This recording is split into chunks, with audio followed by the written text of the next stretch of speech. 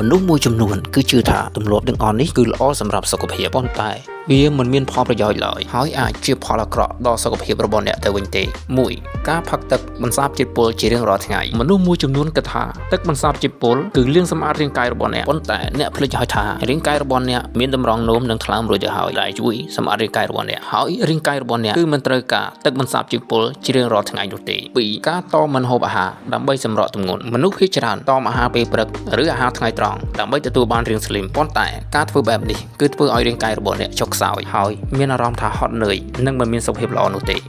3. ការផឹកទឹកច្រើនពេកការផឹកទឹកគឺល្អប៉ុន្តែបើផឹកច្រើនពេកក៏អាចជាគ្រោះថ្នាក់ផងដែរព្រោះវាធ្វើឲ្យបាត់បង់ជាតិសូរ៉ូយ៉ូមនិងបង្កឲ្យមានបញ្ហាដល់សុខភាពផងដែរ 4. ការទទួលវីតាមីនគ្រប់ពេលចំពោះការទទួលវីតាមីនច្រើនពេកដូចជាវីតាមីន A វីតាមីន D គឺធ្វើឲ្យប៉ះពាល់ដល់ថ្លើមរបស់អ្នក